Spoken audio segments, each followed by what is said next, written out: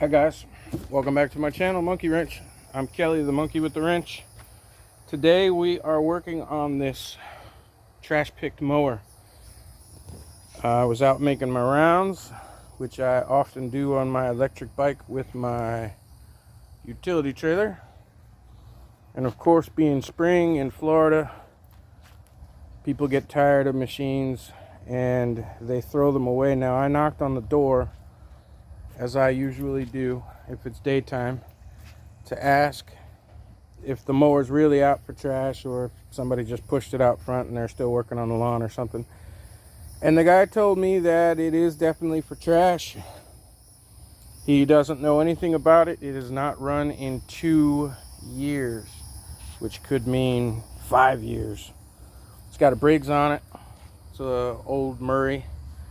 Looks like probably 20 years old. Who knows? But it's another one of those. Is it going to be trash or is it going to be treasure?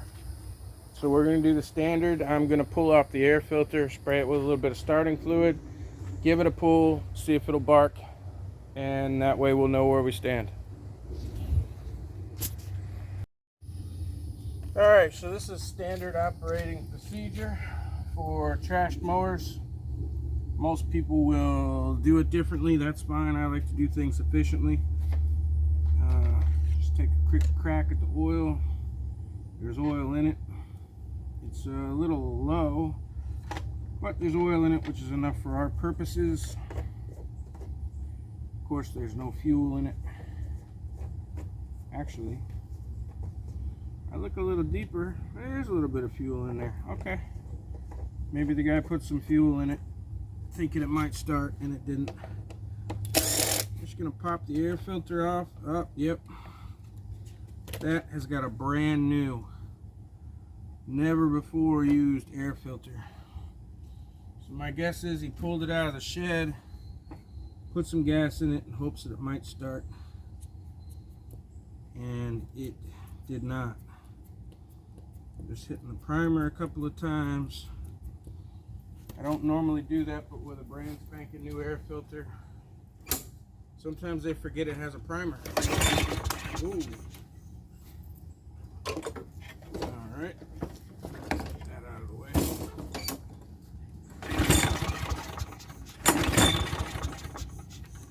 It's kind of what I expected. We're going to bypass all the bullshit. Squirt a little fuel right down her throat. See if she'll start on the third or fourth pull.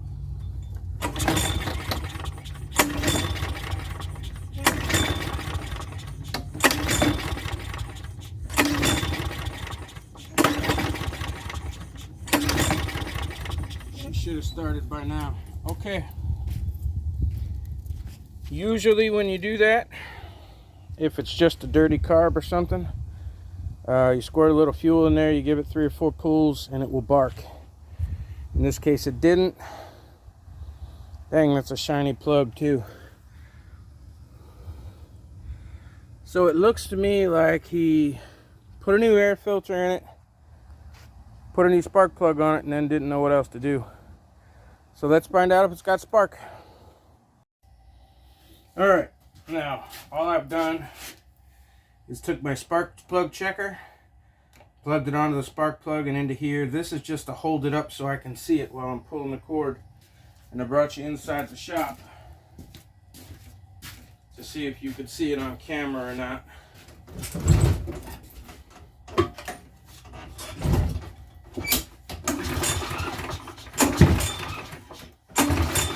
And it sure looks like we got no spark. Now, there's a quick way to check that for sure, and that is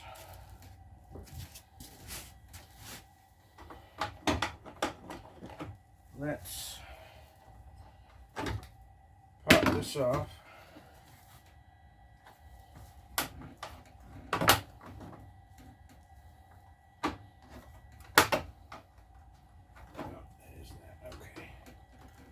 Thought there was some screws in there somewhere. Bear with me. We're going to take this off. I'm going to show you. There's a real quick way to find out if it is your magneto or if it's your kill switch. And that's what we do next. My back hurts today. Alright. Now what I'm going to have to do is take this cover off, take the fuel tank off, and this to get to it. We're going to get to the magneto real quick. And we're going to bypass it. And it's kind of a pain in the butt to have to take it all the way apart just to put it all the way back together. But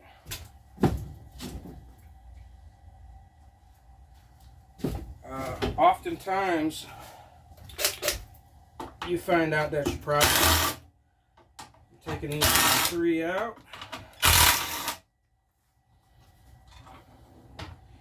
and I just kind of pushed the gas tank out of the way. You don't want to lose these bolts. I have boxes and buckets of these bolts, but most people don't. Then I'm going to take out these, which I believe is a different size. And as soon as I take those out and get that cover off, I'll be right back. Alright. We're just going to take this cover off. That's your dipstick. Don't stick that in the dirt. Just leave it face up. No big deal. Here's your magneto, and on the bottom of your magneto is going to be a little wire with a spade connector on it. It just plugs in. It's only one wire. Can't get it wrong. And what you're going to do, some needle nose pliers, is just unplug that wire. This just goes to your bail cutoff switch. You don't need it, not for the moment. Then I'm also going to put the spark plug boot back on correctly. And I always put a zip tie on the spark plug boot. I see a lot of people that when they want to shut the motor off and they can't because they've pulled the bail brake cable off, they grab it with a pair of pliers or their fingers and they pull it off. Well, I'll tell you right now, 9 times out of 10, that's going to shock you. And I've had 2 heart attacks. I don't want electrical shocks to my heart. When I was a kid, it didn't matter so much. But these days, I don't want any shocks.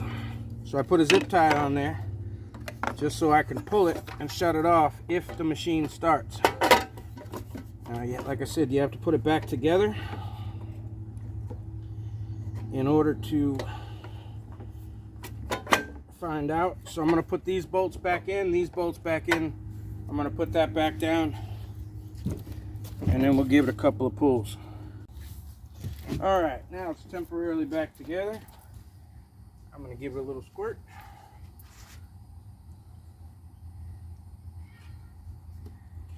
And a couple of pulls. It usually starts on the 3rd or 4th pull.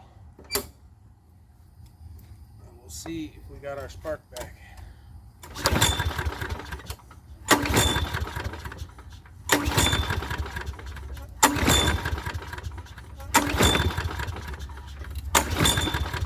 Nope. Alright. I'm going to put the spark check back on it. See, I don't expect to get anything. Here's that kill wire right there just sitting, and all that is a ground. It takes your spark away. So I don't expect any spark, or she would have fired off. But just for the hell of it. No, there's no spark. Okay. Then the next step is going to be testing the magneto. Alright, now for time's purposes, just so you guys weren't bored, I went ahead, I took the cover back off, moved the gas tank back out of the way, and it just pivots. This thing's full of dirt and grass. It just pivots. It's got a bolt in the bottom. If you take the top three out, you can kind of lean it back, and the fuel line will hold it from falling completely. I'm going to take the magneto off. It's real simple. It's only got 2 screws in it. And they're size 6 on this particular machine. And the whole magneto just comes off. Now, off camera, after the video, I will test this with a meter to find out if it's any good or not. But it doesn't seem to be. There's not much to it. It's completely self-contained. The wire we pulled off goes right there on the bottom. This goes in place with the proper spacing, and it either works or it doesn't. That's the whole system. Now, I happen to have boxes of these, so I'm going to go find one that matches, and we're going to see if we can't make this thing fire up. Alright, we got another one out of the box that fits, that matches, and basically what I'm going to do is turn the flywheel until the magnet part is right here. I'm going to use a business card as a spacer. It's an old school way to make sure that you got an air gap in there. And then the magnet will hold the coil against the flywheel. So I'm just going to do like that. Put that right there. And we're going to reverse the process.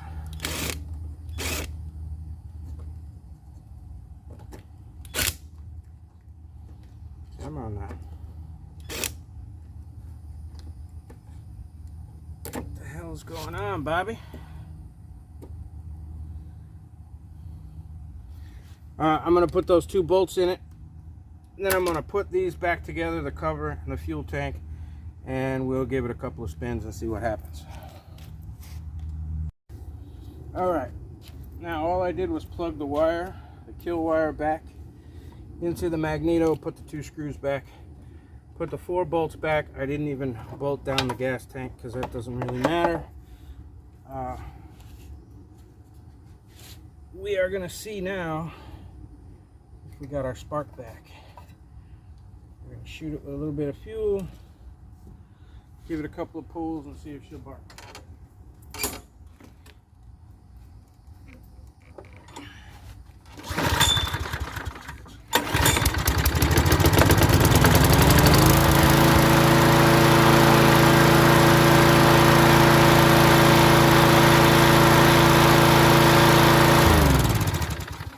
And we got our spark back. Now, you may not have a box of parts laying around because you don't run a shop, but I do. I love running my shop because not only do I make a living working for myself, but I get to make content for YouTube. I'm 60 videos in, and all of my video content, this is my second channel, my videos are going like gangbusters. I'm getting thousands of hits a day now. One of my videos broke 23,000 this morning, and it just started taking off about a week ago. And when it did, a bunch of my other videos started taking off too. So it just goes to show that you never know what video you're going to do that's going to get you where you want to go. But I've already gotten over 4,000 hours of view time in 30 days, and I think I've gone from like 250 to 575 subscribers in a month. So I'm very grateful. But there you go. That's a mower that I found in the trash. If you didn't have that part laying around, it would be real easy to get yourself a new one, especially on these Briggs. find the numbers to the motor, which is usually right here on this plate. If not, they're right there on the front. And you can Google it. With the engine number, you can find the magneto that you're looking for, and you can get them on Amazon. I wouldn't quote a price these days. Pandemic has made everything go shitstorm crazy. But I would say that you're going to get a magneto for between 35 and 50 bucks. Is it worth it for this machine? Sure, for me, because I have a box full of magnetos. Every time I get a bad mower that isn't worth fixing, I pull the magneto off, stick it in a box, use it for another project. So for me, fixing this was free. And basically it's all buttoned up. I put the bolts back, the 4 bolts for the top cover. I put the kill wire back on it, the new magneto obviously. And all that's left now is to put the 3 bolts in the top ring of the gas tank, to put that top gray cover back on it. And I'm going to clean the carburetor just because it's been sitting for, like he said, a couple of years. So I'm going to clean the carburetor, but it seems to be running, and I didn't even have to prime it. I primed it with my little fuel container, and she stayed running. So I'm going to fiddle with it a little bit more, put the top plastic back on it, and I'm going to call that a win. And it actually sounds pretty good. I'm going to change the oil. It's got a new filter, that kind of thing. So I would be able to sell that mower right now, being April. In Florida, we get a 9-month grass season, not like up north where you get 4 or 5 months. I'd be able to sell that mower for 100 bucks. So would it be worth putting a new magneto on it? No. But if you're going around, especially when people put their garbage out on garbage night, and you find machines, you bring home a few of them, those parts are a lot of times interchangeable. So, you know, if you find 2 or 3 of them, eventually you'll find a magneto, put it on there, and sell it for 100 bucks. You know, pay your power bill. But there you go. Thanks for stopping by. Make sure you hit the like button on the way out. I'd like to get 100 likes on this video. And if you haven't, hit the subscribe button too. Thanks for stopping by. See you soon.